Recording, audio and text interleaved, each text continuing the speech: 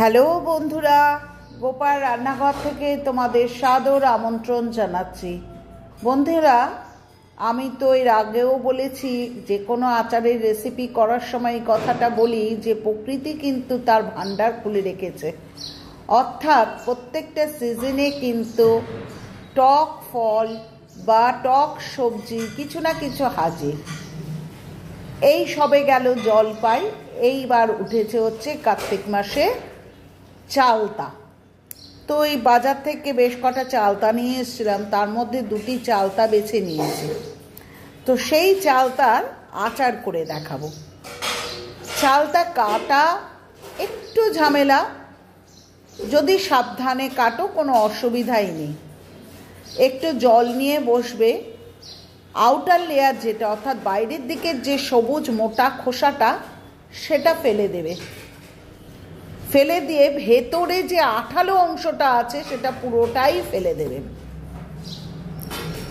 কচি চালতা যদি হয় তাহলে কিন্তু একটু মোটা করে কেটো, আর যদি চালতাটা একটু পেকে গিয়ে মোটা হয়ে যায় তাহলে সেটা একটু পাতলা করে কেটো। তো আমার চালতাটা কিন্তু মাঝামাঝি ছিল, না খুব কচি না খুব শক্ত। দেখেছো এটাকে কিভাবে কেটে নিয়েছি? এটা আমি আগের দিন কেটেছি, পরের দিন করব, যার জন্য একটু লাল লাল রং হয়ে গেছে।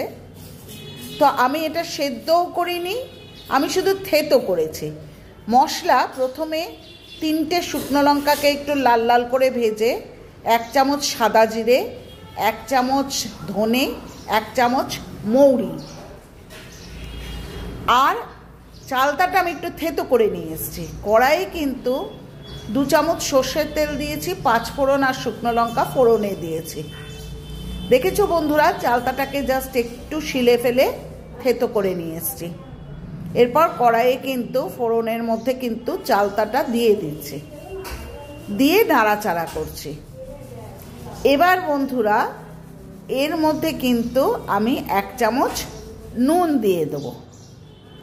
ঠিক আছে বন্ধুরা, পরিমাণ অনুযায়ী, আমি যেহেতু 2টো চালতার করছি সুতরাং 1 চামচ নুনই যথেষ্ট। রং হওয়ার জন্যে কাশ্মীরি লঙ্কার গুঁড়ো দিচ্ছে হচ্ছে একদম বড় স্পুনের 1 স্পুন, হলুদ দিচ্ছি হচ্ছে 1/2 স্পুন। দেখো বন্ধুরা, এবার আমি চালতাটাকে খুব ভালো করে নাড়াচাড়া করতে লাগবো, অর্থাৎ নালে কিন্তু চালতাটা শক্ত থাকবে, খুব ভালো করে নাড়াচাড়া করবে। এরপর আমি 2টো চালতার জন্য কিন্তু 250 গ্রাম গুড় নিয়েছি। এটা আমি আখি গুড়ি নিয়েছি, যার যেরকম পরিমাণ চালতা থাকবে সে সেরকম পরিমাণ গুড় নিও। কেউ টক বেশি খাও, কেউ টক কম খাও, সুতরাং এটা নিজের নিজের প্রয়োজন অনুযায়ী দিও। আমি চালতার মধ্যে কিন্তু গুড়টা মিশিয়ে দিলাম। এবার আমি কিন্তু ভালো করে নাড়াচাড়া করতে থাকবো যতক্ষণ পর্যন্ত গুড়টা না গলে যায়। দেখেছো বন্ধুরা, কাশ্মীরি লঙ্কার গুঁড়ো দেওয়াতে চালতার আচারটার কালারটা কত সুন্দর হচ্ছে। এইবার দেখো গুড়টা প্রায় গলে গেছে। ঠিক আছে, এবার ভালো করে নাড়াচাড়া করো।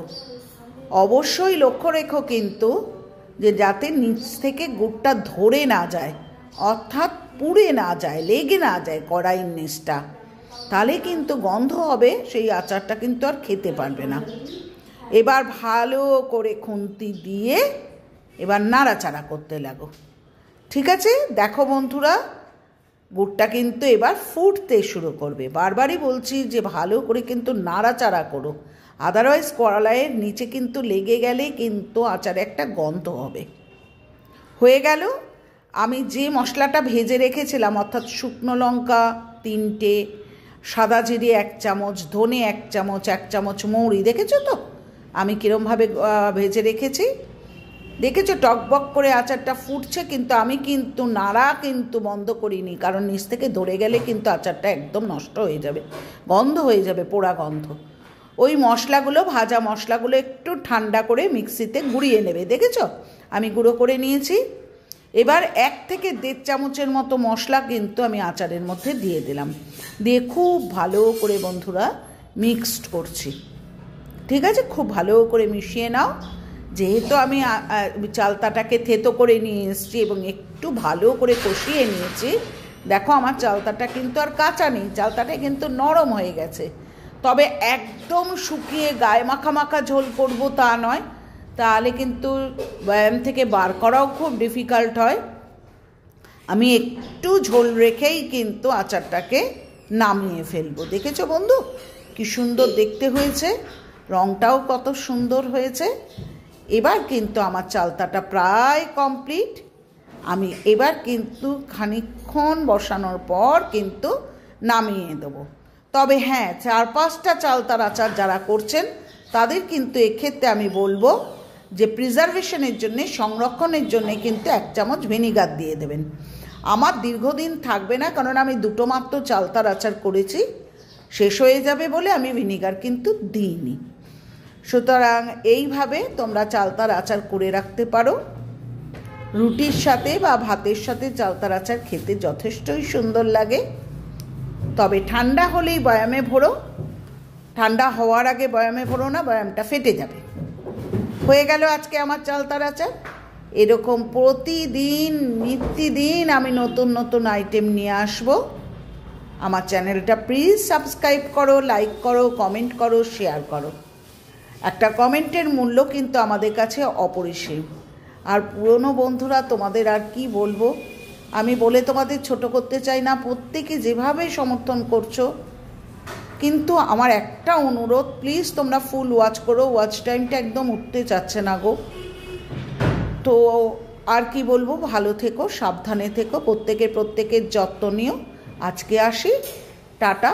পরের দিন আবার ফিরবো নতুন কোনো আইটেম নিয়ে। আর একটা কথা বলছি বন্ধুরা, যে কোনো আচারই খেতে খুবই ভালো লাগে, চালতার আচারও কিন্তু কষ্টা ভাব থাকবে না। তোমরা কিন্তু একটু নুন জলে কিন্তু প্রথমে ভিজিয়ে, কাটার পর ভিজিয়ে রাখো। আজ আসি, টাটা।